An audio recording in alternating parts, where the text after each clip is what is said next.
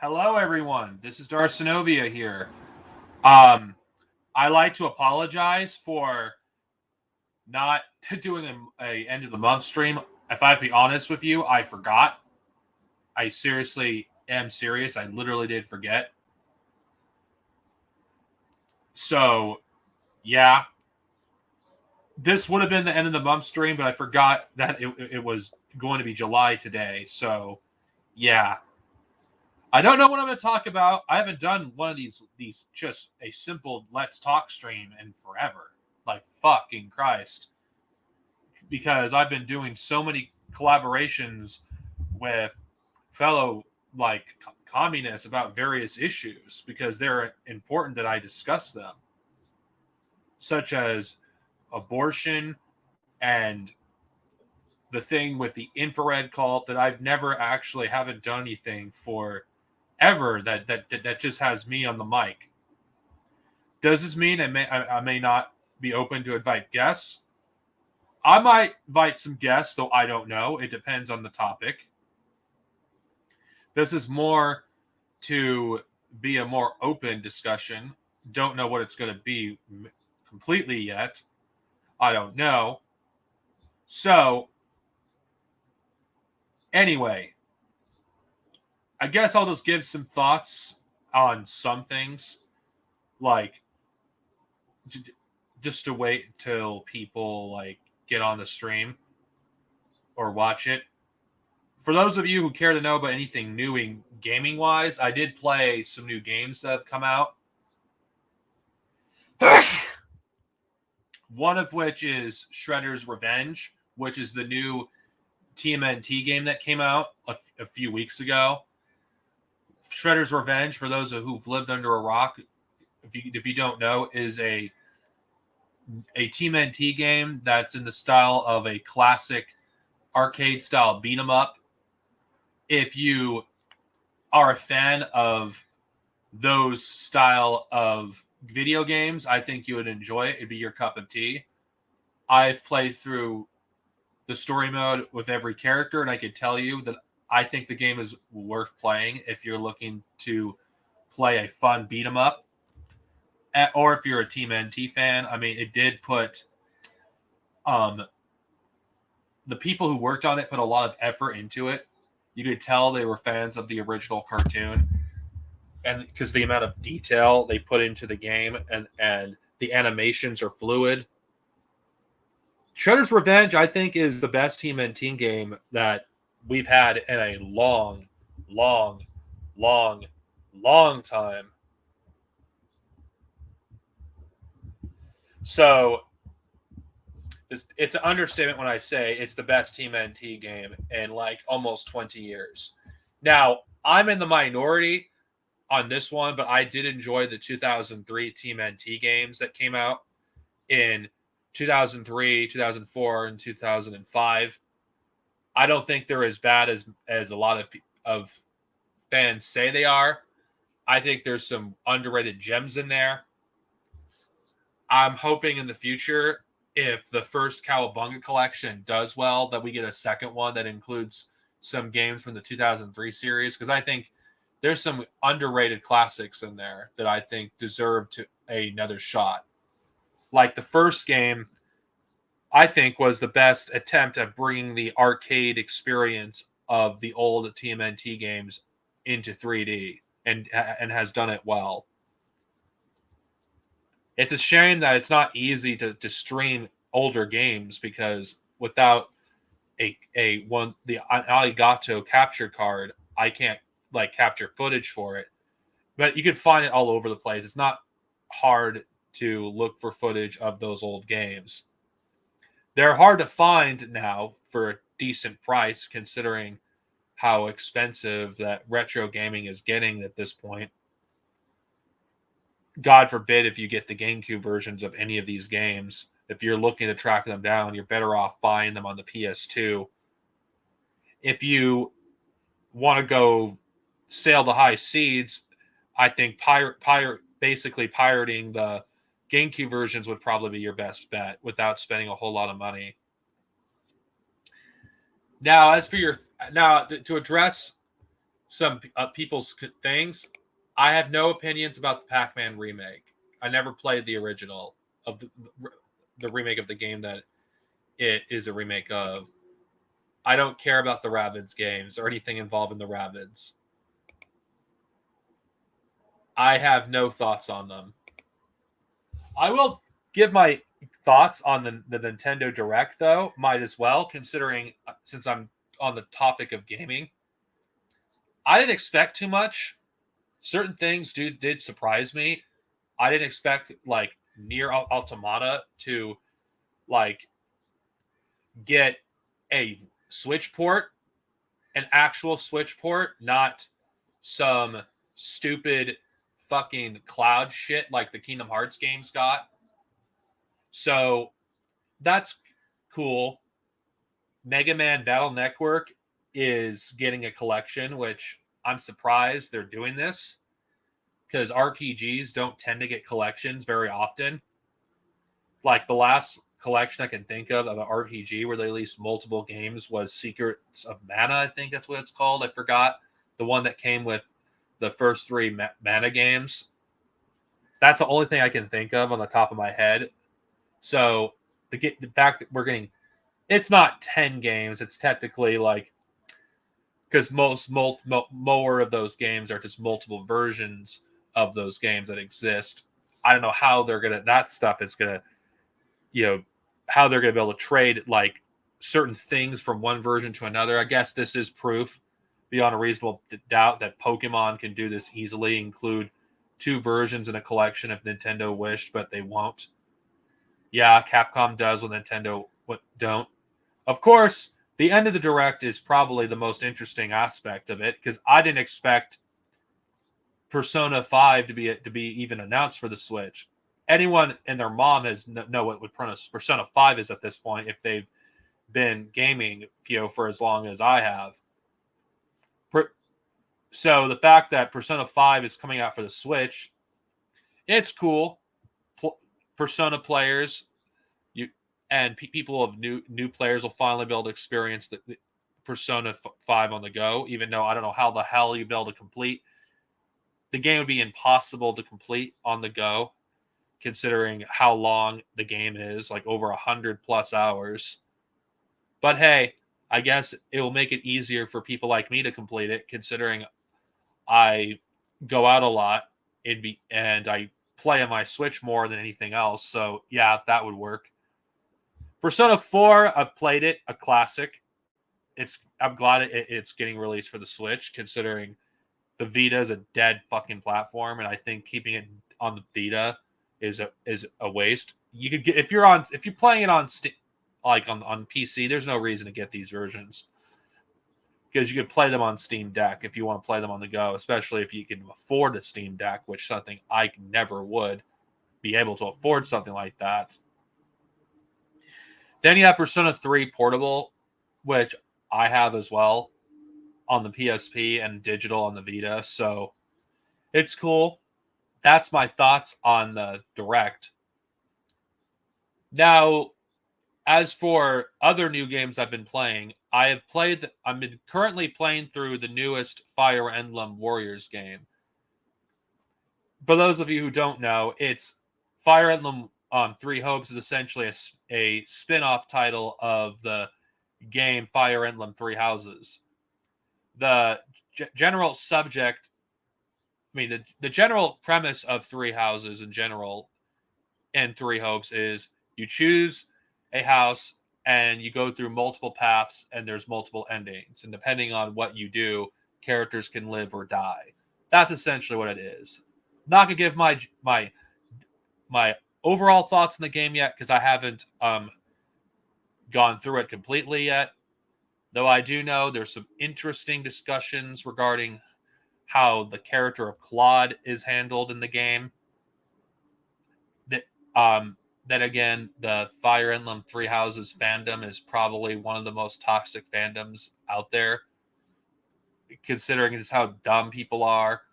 Like, I swear to God, the way people engage with media is so, like, childish. No, this is not a topic on pop culture. It's a bit of everything.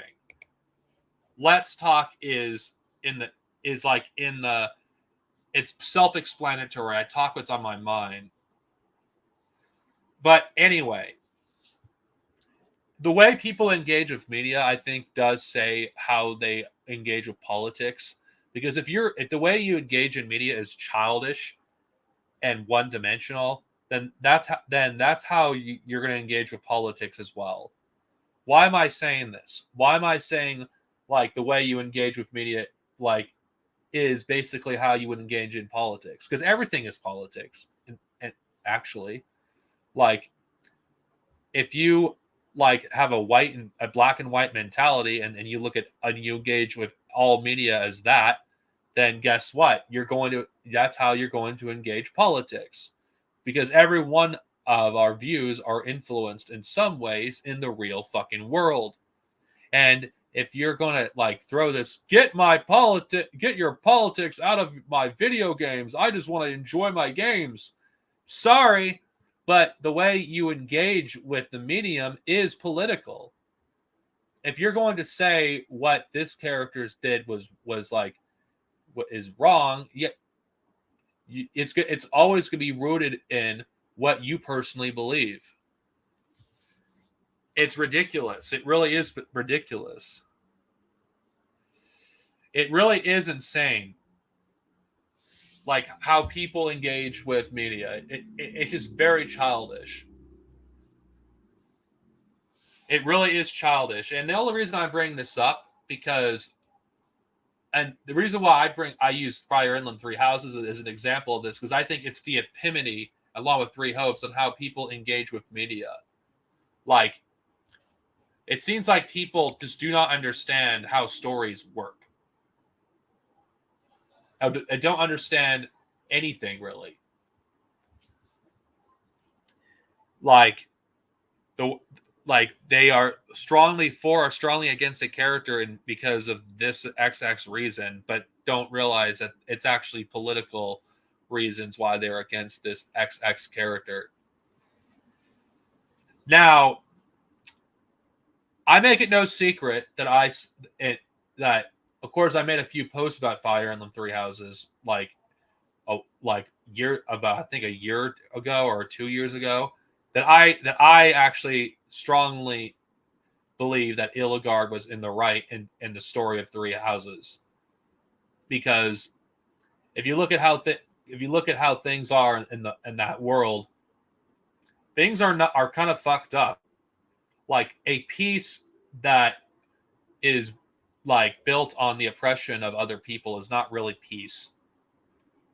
Like if you really think about it, like the kind of peace that a lot of these people who oppose Illigard's ideology are the kind of people that think that, oh, people that are being oppressed by the system, they should just accept their lot in life, because them rising up against the status quo is actually worse than the status quo. Even if it's everything's all peaceful, even though if you played the game Fire Emblem Three Houses, I'm just using this as an example because it's a topic on how people are engaging with media. People don't seem to understand that none of the characters in the narrative are 100% in the right. No one in that narrative is. But I still stand by that Illigard and Claude were more in the right than the Church of Seiros and Dimitri, because they actually seek to change the world. And people who oppose characters like Illigard or Lelouch and Code Geass are the kind of people that are afraid of fighting for change, because fighting for change is violence in their eyes. You cannot change the world without getting your hands dirty. You can't. That's an undeniable fact.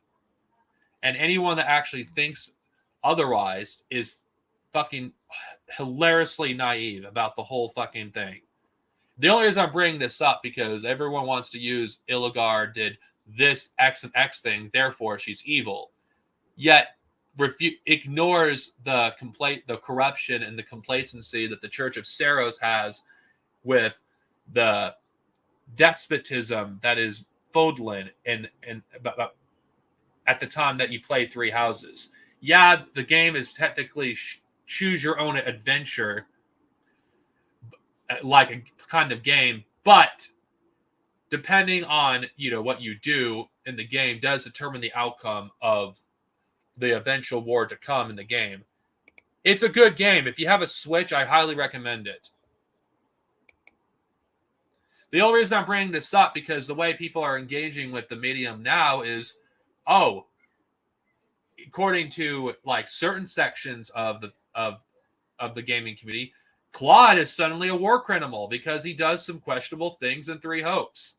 Oh, wait, I'm sorry, but isn't war usually an ugly fucking thing? I mean, name one fucking person in history that hasn't done something underhanded in war, that hasn't done something that's like questionable. I mean, come on. Anyone who has ever studied history would know this. Like, looking at things from what this guy did was dishonorable. It's just so like it's such a liberal fucking way of engaging with media. It really is a liberal way of engaging with media in general. Because of course you could apply this to any sort of game that has multiple storylines and multiple paths, like Fire Emblem. I'm just using Fire Emblem as an example because I've played it. But the game itself does show the corruption within the Church of Seiros in every route. And there is no reforming that institution. You have to destroy it. You have to basically destroy it from its roots because it's the cause of many of the problems in Fodlan. Not all of them, but most of them. Though, for those of you who don't know what I'm talking about, you know, in Fire Emblem Three Houses, at the start of the game, things are not looking good, and the world's on the verge of war, and the tensions between nations are high. And depending on what you do in the game could determine the outcome of how Fodlan turns out after the war's end. Now, technically, in the game's narrative, Illigard is technically the antagonist, but she's a nuanced one. She's someone that actually has goals that actually make sense. Because most antagonists that are revolutionaries, a lot of the time they're portrayed as just violent extremists just for the sake of violent extremists. Like, they don't, like, what is their end goal? You don't get their end goal majority of the time. And I think Illigard is one of the rare exceptions that we have in an antagonist where the end goal is pretty clear. The eradication of the crest system and the nobility. And for people to be able to live their lives and to be able to actually succeed without being hampered down by a unjust hierarchy. Of course, this is a feudal society. Obviously, Illigard would be nowhere near revolutionary if we're talking about her from a Marxist sense, from the standards of like revolutionaries like Lenin or Stalin or Mao or Ho Chi Minh. She's nowhere near as revolutionary. But considering the period, considering the kind of society, she is a revolutionary. And I think her end goals would lead to a far better world in the long term than Claude or Dimitri. And that's just my opinion. I probably can get into my thoughts on Three Houses in its own separate video. I could talk about that game for hours. But I'll do that after I completed Three Hopes if I desire it, because it is an interesting thing to talk about, because it's very rare you have a video game series or a game in general that actually takes on politics and does it well, and not have it be ham-fisted and have it be like, oh God, this is ugh. So yeah, that's just my thoughts. Now I'm just gonna look at the comments. Let's see. I think someone was saying Kenobi. What do I think of the Kenobi series? I'm gonna watch it again because I don't want to give my final thoughts completely about it, considering the fact that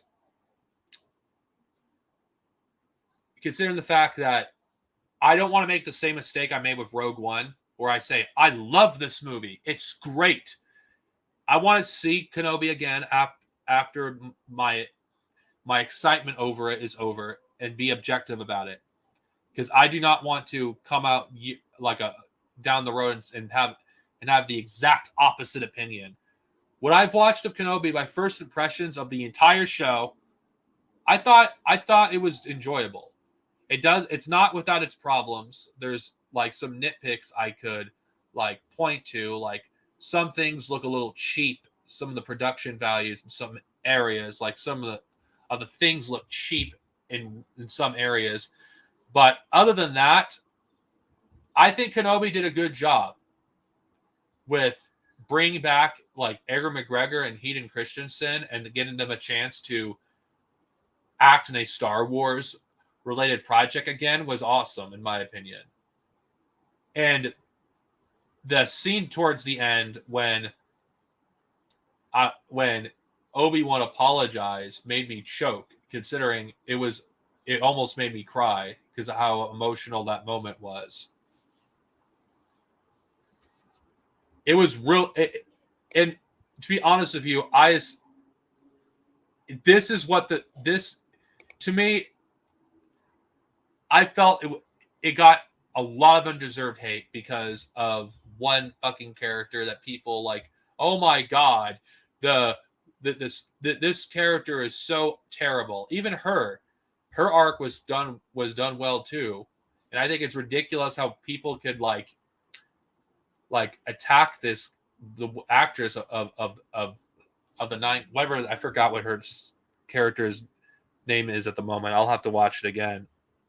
But her arc was done well too. I mean, she has gone through a lot of trauma too, and I think her arc intersected with Obi-Wan's in a way, because both of them went through trauma regarding Vader. One of them lost all of her friends, saw them all die, and the only thing she was living for over a decade was vengeance. And when she was about to kill Luke, she saw herself becoming Vader, and she couldn't do it. And I think the way her arc like ended, I thought it was satisfying. I think people judge that character way too harshly. Yeah, she's she's really angry. Yeah, she's emotional. But so is Anakin. I do think Kenobi did expose how openly racist the Star Wars fandom truly is, and I think I'm sick and tired of people not owing up to the racism in the Star Wars fandom, because I view like misogyny against black women as racist as well, because you don't see this kind of attack. You didn't see this kind of attack against Diddley Ridley to this extent. It's always when there's a black woman, or like they're attacked ruthlessly, or any woman that isn't white. And I think Kenobi exposed an ugly side to the Star Wars fandom. And you know what? I talked about the Star Wars fandom many times in my streams. Many, many, many, many times. And it's no secret that they're racist, bigoted pieces of human filth. Like, I can't even think about the Star Wars fandom without feeling ill. And I feel sick when I think about it because of how disgusting that this fandom is. I mean, I cannot believe that I am a fan of the same thing that these vile racists are. And I'm not going to say, oh, these people aren't real fans, because they are fans. It's the unfortunate reality. They are fans. And Star Wars has always attracted these kind of people because Star Wars itself has never had on-screen representation the extent that it does today. Does that make it good? That's a topic worth having. But then again, I'm just going to say this as someone that's of European descent. It is not my place to say this is poor representation because I don't have that life experience. I think that's a conversation for people in the Black community to have in detail about how Disney represents Black people in Star Wars. Because I will say this, I don't think Disney is doing a good job with representation of of the Black community at all. Because every single time that they get a Black actor, what are they usually cast as? Villains. And what kind of, or if they are not villains, they're characters that are usually overly emotional, stupid, and just a bad stereotype. It's like Disney themselves doesn't help with the racism in the fandom when they only reinforce this racism by putting like these kind of characters in stereotypical roles. So Disney is not innocent when it comes to the racism in the Star Wars fandom. They helped like enable it. They enabled it. And you cannot fucking deny that they did not enable it. You cannot deny this, that Disney is just as culpable as the fandom is regarding the racist attacks on all these actors. Had Disney, had they done representation better, and you know what? How about we do a series where the main star isn't a white woman? Let's have a Black woman. Let's do that. Let's actually have them be a heroic character. Let's have them do something that's actually something that's really like respectable. Let's have them be something that's really, really cool. Let's have them do that. Let's have them be in roles that people would be proud of.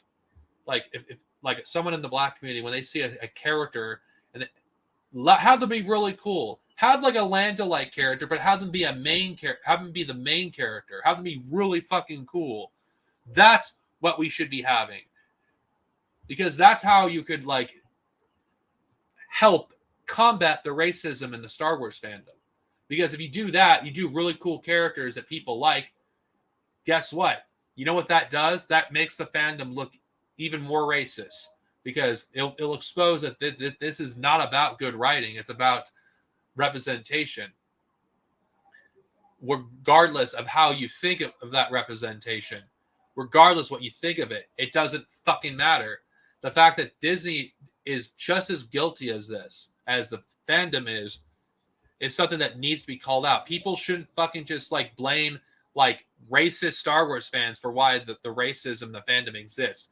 When you have a company like Disney that constantly does racist caricatures of people from other cultures or racist casting, of course you're gonna get the racist enablers in the and you gotta have people in the fan that are racist themselves, or will use their whatever thing as an example in order to justify their fucking racist bullshit. Yeah, it was. Yeah, and what's really ridiculous about that, like there was people that were losing their shit because like that the third episode of Kenobi, oh my god, it demonized Trump supporters. Well, it didn't demonize anyone. You want to know what it showed in that scene? Why was that scene so scary? Because because it is proof that just because someone comes off as being nice doesn't mean that they are. Like, that character was a fascist collaborator. And I don't think anyone should fucking get offended that a character like that, if you feel offended that a character like that's supposed to represent Trump supporters, I don't know what the fuck to tell you. Like, if anyone that gets offended by having someone who's an obvious collaborator, a fascist, If you think that it represents you, you know what? Maybe you should reevaluate what your worldview is. Are you a fascist? If like if so, then maybe you should stop being one. If you don't like getting offended over things that represent you, what your worldview is, then stop being a fucking fascist. I mean, fucking seriously. The only reason I'm fucking bringing this up because Kenobi, it just reinvigorate my anger. And you know what? This won't be the last time that I'll probably discuss this about how racist the Star Wars fandom is. I'm just sick and tired of certain groups of the fandom denying that this is a reality. It's white people that are fucking denying this. There's fucking people in other sections of the fandom that are talking about it. Like black Star Wars fans are actually starting to bring this up. And you know what? Good. You know what?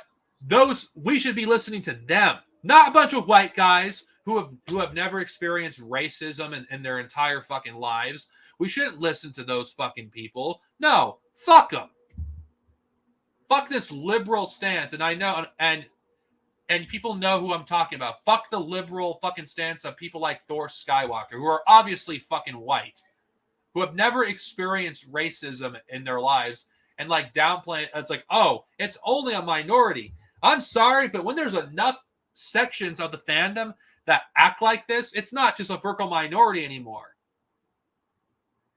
It really isn't. Like, oh, do people who do stuff outside the fandom, like who don't do this stuff, are they the people I'm raving about? No. But the fact is, there's enough people that aren't speaking out against this is proof that you're all complacent. Anyone that doesn't talk about the racism in the Star Wars fandom, you're all complacent. Anyone that denies it is an enabler of racists and sexist. Because where are all the YouTubers? Majority of the people that do Star Wars content, they're fucking white. They're not people of color. They're not people of Asiatic communities. They're not fucking women. It's mostly white cis men. Now go ahead and call me an SJW because I know you weirdos on fucking. I know you know who you are. I know you're watching me. Don't fucking think like I don't know you watch me. Don't fucking think I no, you're not showing this to some friends of yours, Kyle and Iron Inquisitor. I know you guys watch my content. Don't fucking think I don't know what you do. Don't fucking think I don't know it. So fuck you. Like, do your shit. I don't care. Like, in the Star Wars fandom, like what happened in 2019 forced me to open my eyes once and for all that the fandom is fucking beyond saving. Because what is there to save in the Star Wars fandom when more often than not, when you have voices in the fandom that are people from other communities, what happens to them? They're harassed out of fucking social media. So there is no fucking diversity of thought in the Star Wars fandom because majority of those fans that would be diverse are fucking driven off social media, mainly because like of whatever views they hold or because they don't 100% agree with it. And you know what? This is why I respect Star Trek fans. I have nothing but respect for Star Trek fans. Why? Because they don't tolerate this. They don't tolerate this racist bullshit in the fandom. Racist Star Trek fans are called out. Fucking, they don't get free reign like Star Wars fans do. Star Trek fans actually do it. And Star Trek fans actually stick up for people of marginalized communities. Star Wars fans never do that. Like, name one content creator in the Star Wars fandom that's part of the trans community. Name one. None. Not one. I can name like at least one trans content creator in the Star Trek community. And for those of you who know who she is, I think she's great. One of the best Star Trek, YouTubers out there. I enjoy her content. I enjoy her analysis. Even if I don't 100% agree with her way she looks at Star Trek, I appreciate getting a different viewpoint. Because to me, it was refreshing for me. And this is coming from a cis man, to see a trans person have such a unique view of Star Trek, and how why representation for them matters so much. Star Trek, we can have these conversations. Oh yes, I'm referring to her. I consider her one of the best geeks channels out there. I consider her one of the best out there, considering like she treats people with respect as long as you respect her. She's one of the reasons why I actually got more into the Star Trek literary verse. It's like, she is a treasure, and I think people like her should be protected, considering we don't get that many people like her in this fandom. I really wish she would. I wish we had people like her in Star Wars, but knowing how the Star Wars fandom would react, they'd be driven out because of it. You're right about that. You are right about that. I can't comment on that. I really cannot. And you know what? I don't agree with her 100% politically either. But you know what? I still think she's someone worth checking out. I think if you are a fan of Star Trek or any geek related, and you don't like the negativity that's associated with majority of these people, yes, I do. I'm aware of that. And that is the kind of person that a lot of these she's gotten harassment from the Fandom Menace. She's gotten harassment from like right-wing Star Trek fans. And I mean, it's insane. Like just simply being like out of what is considered the cis white man norm is enough to make you the enemy of these fucking people. And honestly, cis people need to stop fucking, being complacent to this shit. We need to stand up for these, for like not just people in the trans community, but also people of other parts of the LGBTQ community, and people that are also part of the like other non-white communities. We need to do this more. But I'm just one dude with a mic. One dude with a mic. I can't. What I'm saying, like, I'm preaching. Everyone who watches me here, I'm preaching to the choir. People are like, okay, Darth Sinovia, we get it. You're right. You're right. You're right. Yes, but I shouldn't be the only one saying it.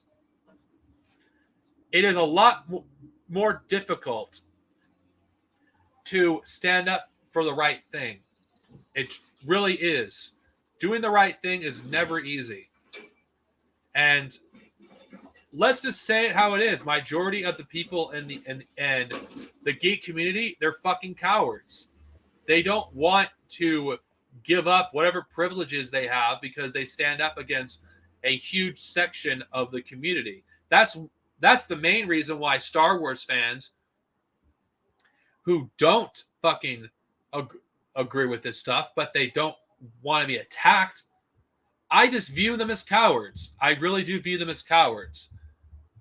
Because by not saying anything, by giving into fear of these fascists, you're allowing them to gain more power in this fandom and spreading their bullshit to children. This is bigger than fucking Star Wars.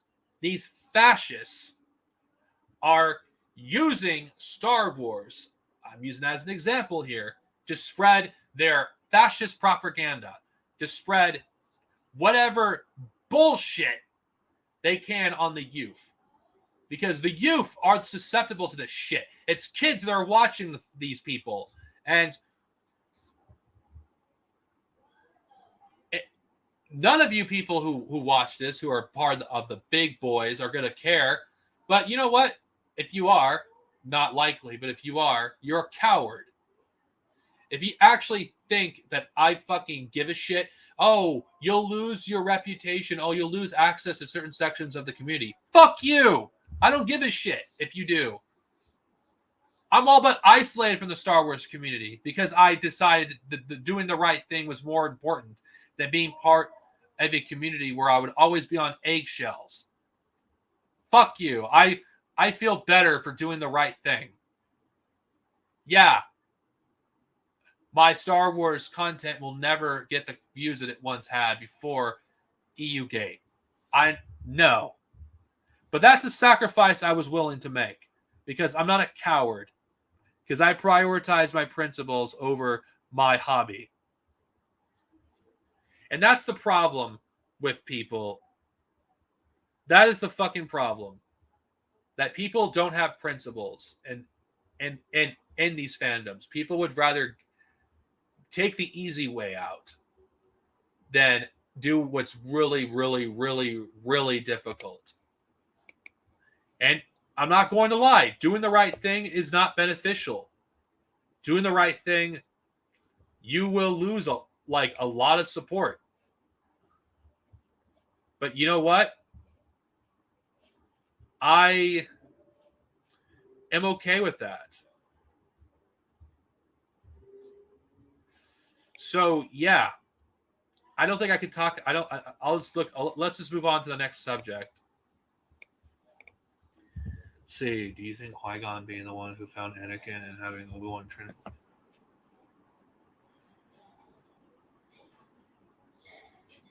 To be honest, I don't see it as a big deal. If I have to be honest with you, I really don't see it as a big deal. If I have to be honest.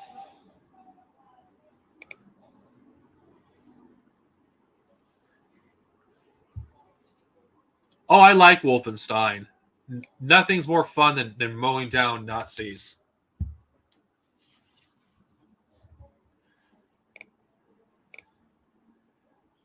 That sucks that it's not on Netflix. Then again, that was bound to happen eventually because of Paramount Plus.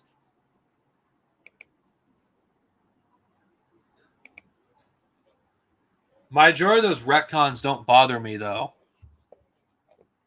because it wasn't that much. I have no clue. I think The Simpsons should just fucking end. I mean, good God. That show's been bad for almost 30 years now. Just put it out of its misery, please. Okay, maybe not 30, but over almost over a quarter of a century almost.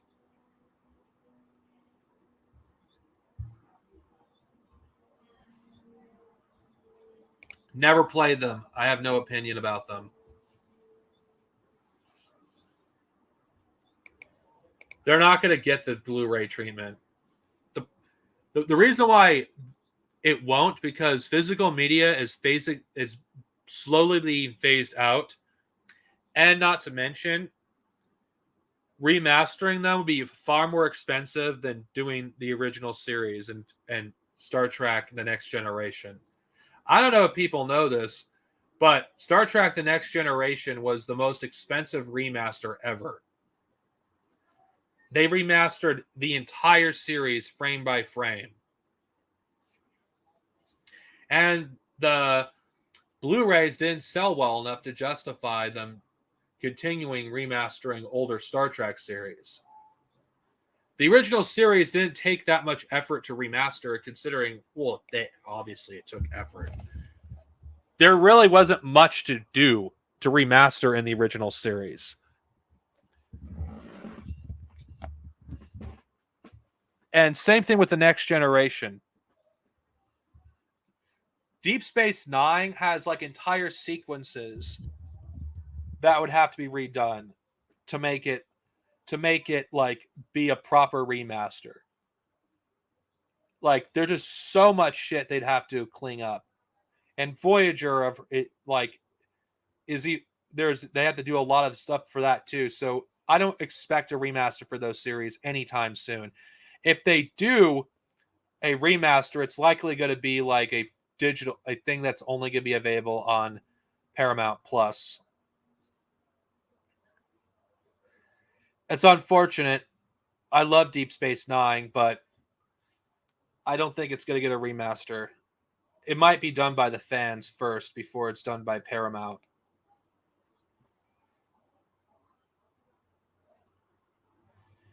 That'd be funny.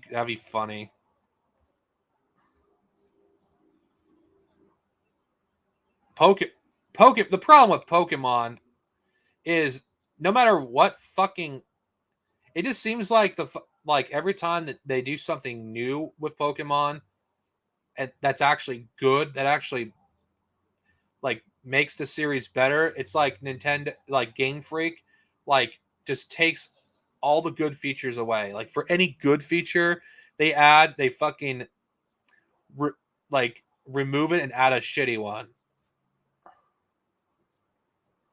Like I just think that Pokemon as a series just hasn't been good since it went into 3D, in my opinion. Legend of Arceus was a breath of fresh air, I will admit, because it was something different. Instead of like going to the gym and getting badges, you actually explore. You could actually catch whatever Pokemon that were in the game. You don't have to trade to catch every Pokemon. You could catch them all, and you actually can literally catch them all. You don't need to fucking. The game can be as long or as short as you want it. Legends of Arceus isn't actually really a good game. I don't care about fucking Scarlet or Violet. I think Pokemon should stop doing fucking multiple versions.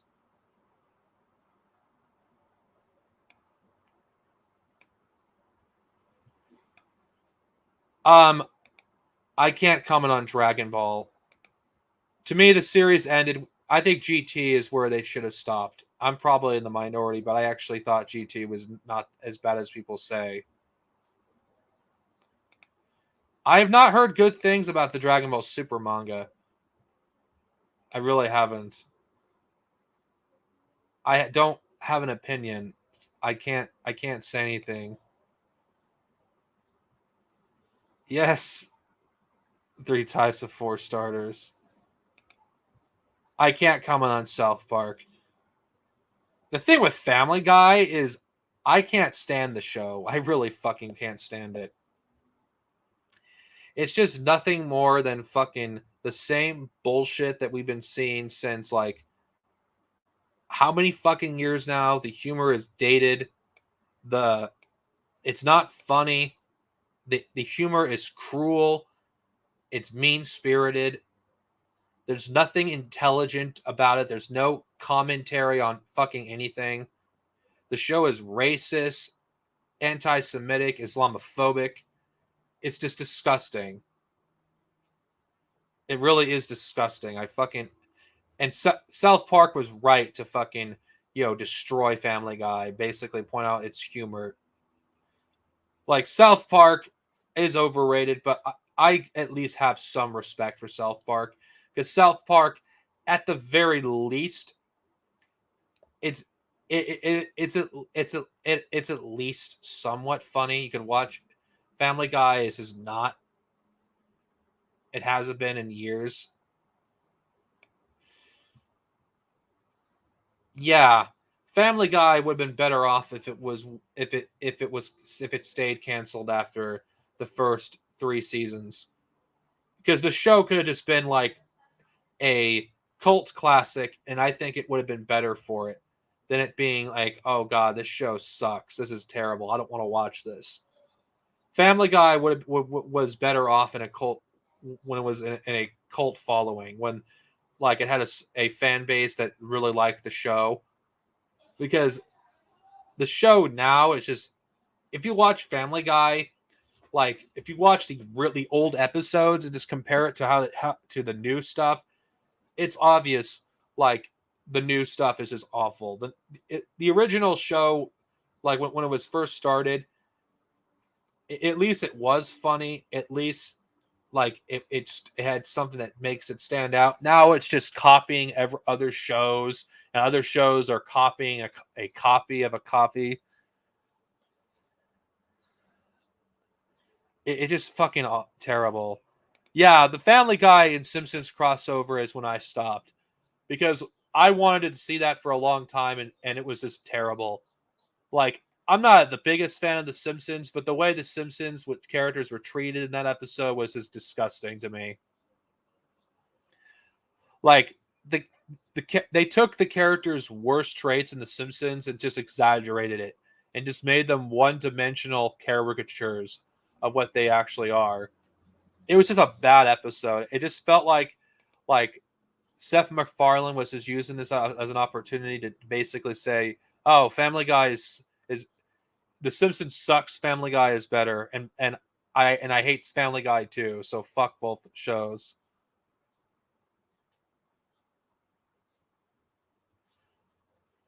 Yeah, it should have the Simpsons movie.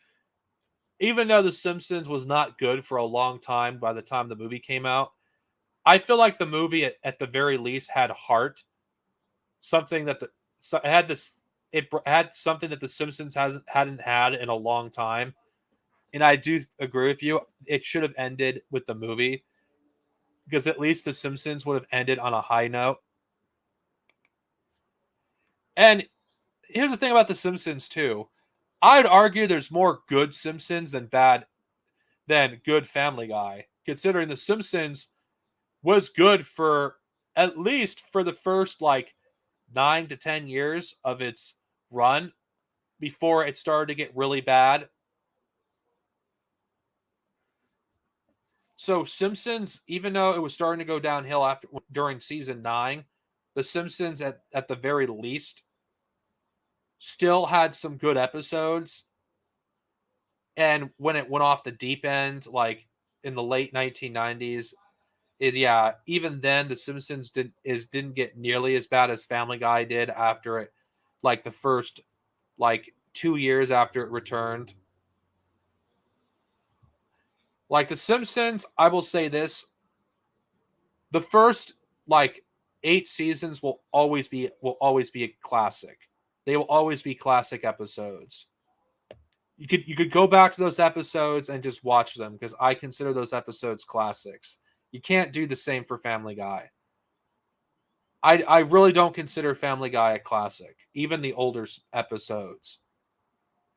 They may be fucking a classic by comparison to like how Family Guy currently is, because Family Guy has been awful for like fucking like well over 13 years now. But that doesn't change the fact that the show is just ugh.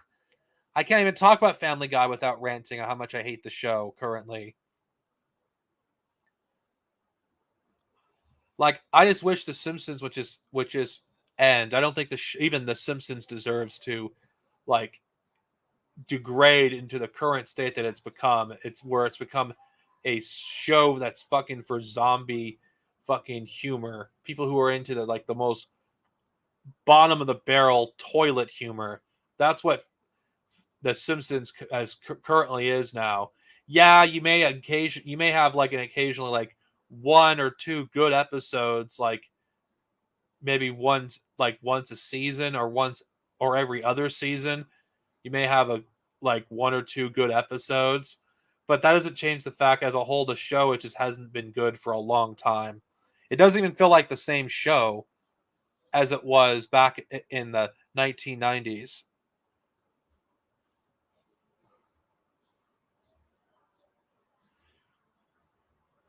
It's really one thing I really hate about a lot of entertainment is it rarely ends on a high note. Rarely does it end on a high note.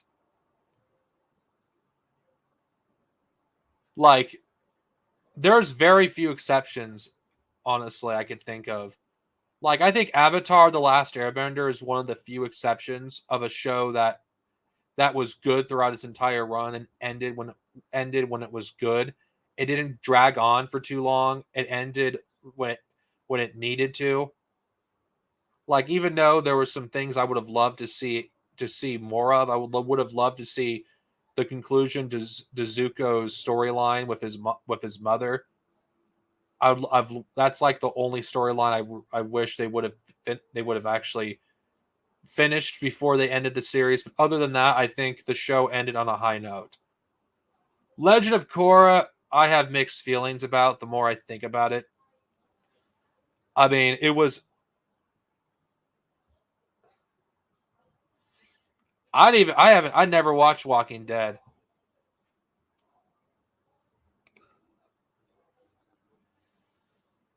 Yes.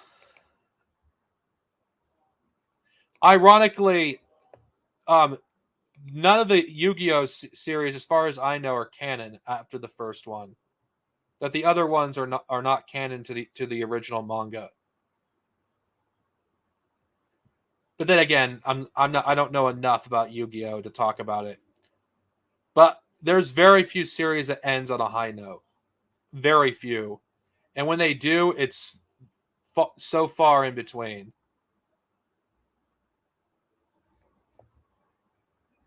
I think one of the worst endings for a show that, and I'm speaking as someone who's actually watched it, was Game of Thrones. I think this is no brainer. Game of Thrones is one, if not the worst ending I've fucking ever seen in my life. Like, Rise of Skywalker, I felt dead inside when I was done watching it. I felt fucking dead inside because when I first watched it, because I like, what the fuck is this? What the fuck is this? Seriously, what the fuck is this? Like, it felt satisfying seeing the people turning on the show after season 8, but it pissed me off because wait, you said nothing when the show was starting to get bad in season 5. You said nothing with the stupid shit in season 6.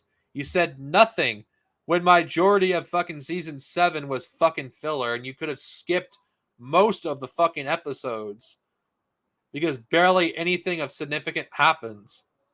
So season 7 is like a filler season where you've literally had to wait fucking almost 2 fucking years for the final season, only for the final season to be a big steaming pile of fucking shit.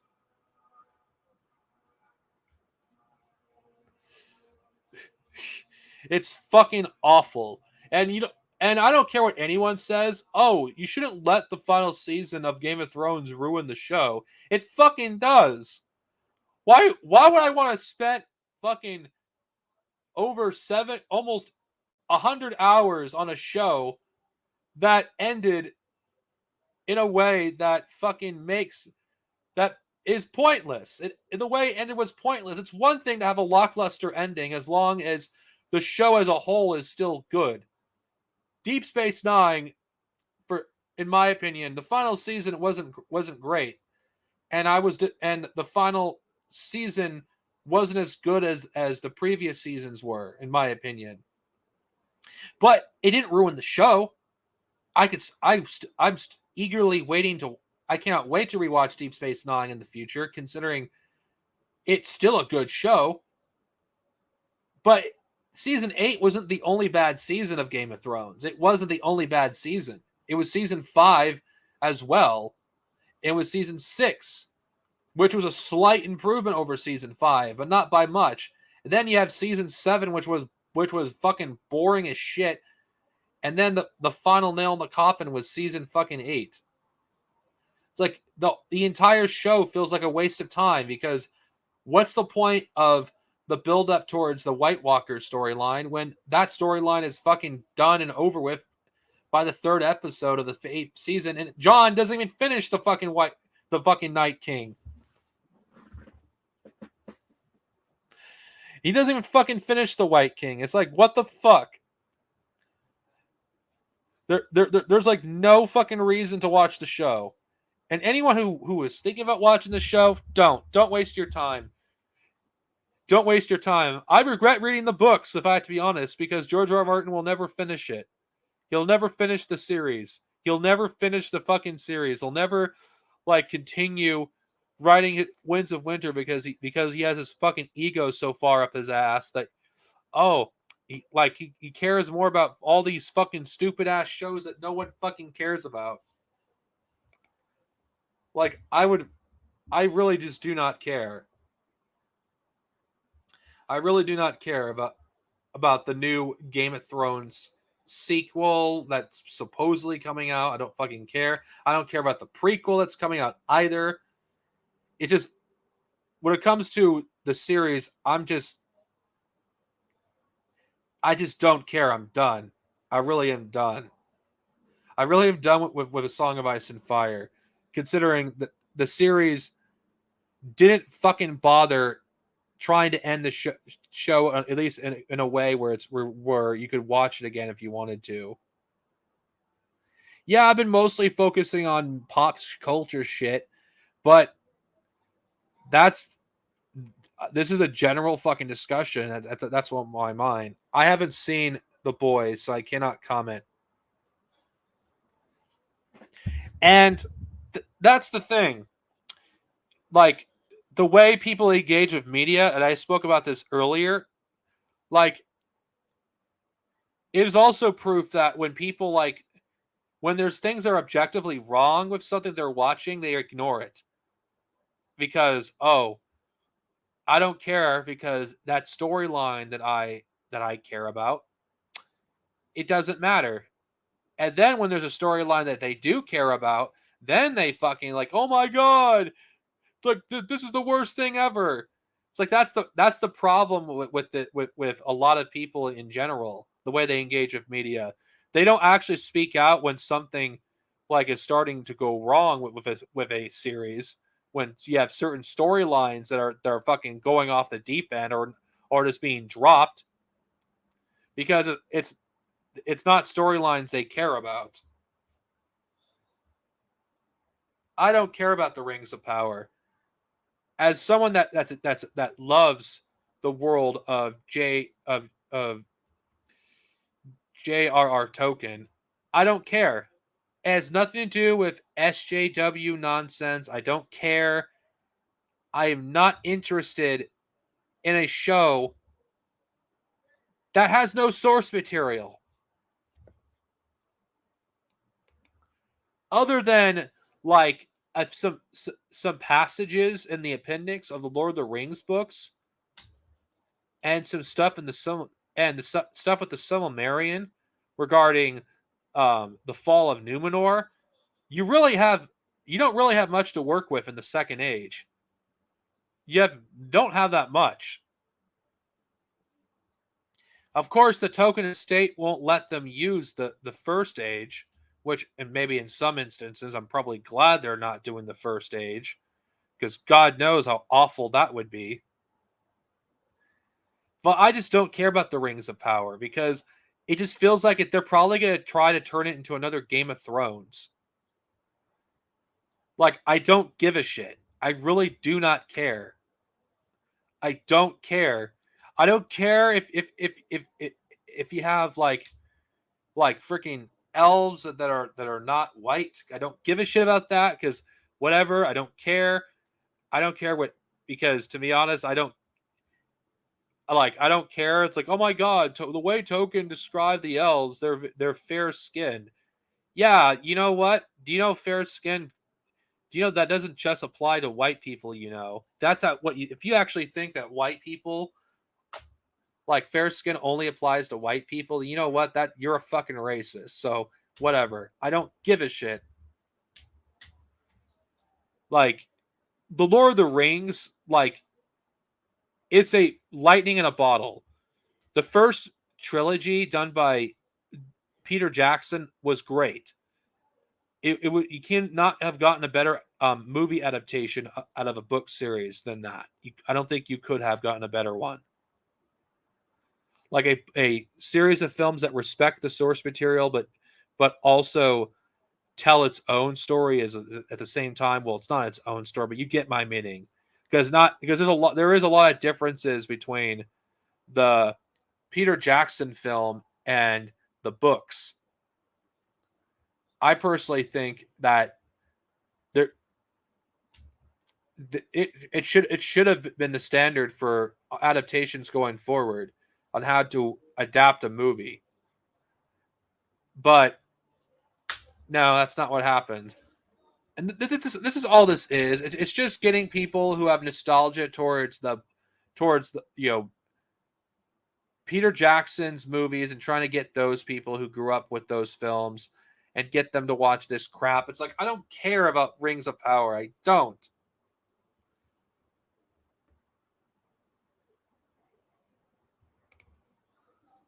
Of course they are.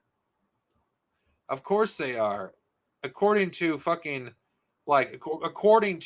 some fucking fascists, just simply talking about fucking gender identity and expression as fucking being a groomer, rather than actually trying to get people to fucking actually be respectful and actually tolerant towards people of different identities.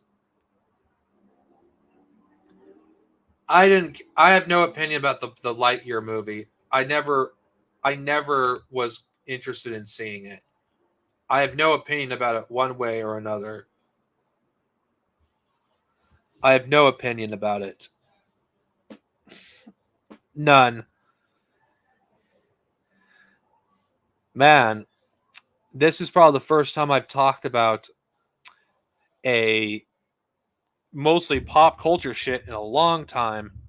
But then again, it wasn't completely like free from my my car. Sorry, there was a car went fucking asshole. This wasn't completely free from my political ramblings. I mean, after I did the thing with Roe v. Wade, maybe talking about something a little less serious is something that's needed. Though I would like to revisit the topic in the future about engagement with media, because I do think it's an interesting topic for me to discuss.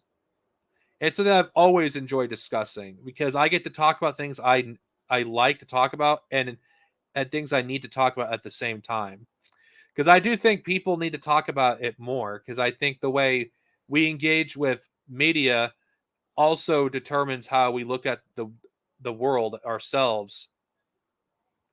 Because if we simply look at entertainment in a one-dimensional lens, like we only look at it for the spectacle, we only look at it for whatever we look at it for, then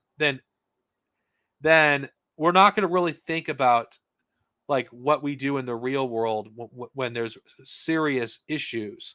Because I think the mindset people have when they engage with media, it is informative of what kind of person they are and how they engage with media. I know people probably don't want to hear that because, it's like, oh, Darsanova, there you go again.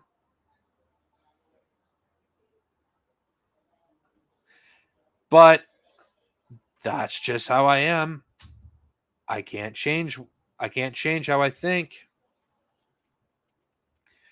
I'm sorry, I cannot change how I think.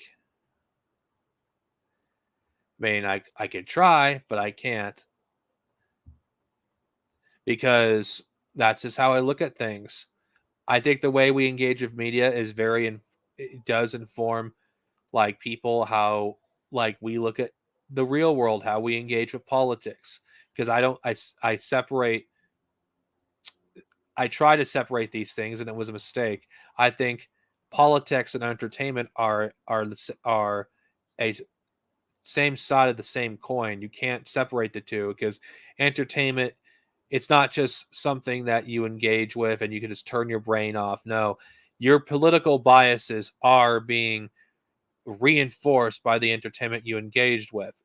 If you turn your brain off, if you look at things from a critical lens, even at the things that you love, you will get a different experience out of the stuff that you engage with. Because the reason why so many people, so like anti-SJWs, like are so insistent that politics are removed from movies, it's because they don't want to engage with anything on anything but a superficial level.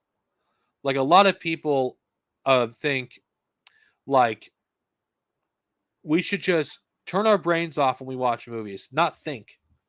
We shouldn't think about what's going on in the real world. We shouldn't think. We should just consume.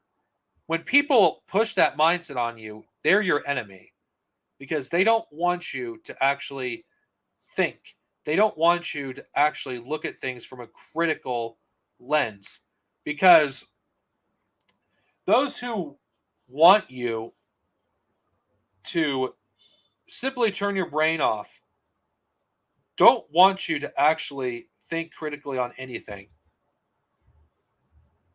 And it's difficult not to, at least for me, not to think about the stuff that I engage with because because you can't let your guard down at all. Like if you're like a communist at all or whatever you kind of leftist thing you associate you with, socialist, communist, anarchist, whatever, you can't for a second turn that off when you're engaging with anything that you enjoy, because if you are not careful, you will let the ideology of these creators influence how you think, because it is a form of brainwashing. And the hidden curriculum of all this stuff is in everything. Even the stuff you enjoy, it's not immune from this either. You got to be careful on how you approach this stuff. So just because you are a leftist with leftist leanings doesn't excuse you from this at all. You have to wake up as a leftist and sleep as one as well. You can't just turn it on and off, when it's convenient. No, that's not how this works. Because every signal of one of us is corruptible. None of us are immune. None of us are. Some of it, like if we're not careful, we could regress to reaction without realizing it. So we always have to be on guard. We always have to be open for self-criticism when we actually do start to regress to that. Because we're only human. None of us are incorruptible. And I think I'll end it on this note. Anyway, people, see you guys next time. Hopefully, I'll do something more interesting than I did this one. This one was kind of rambling. Later.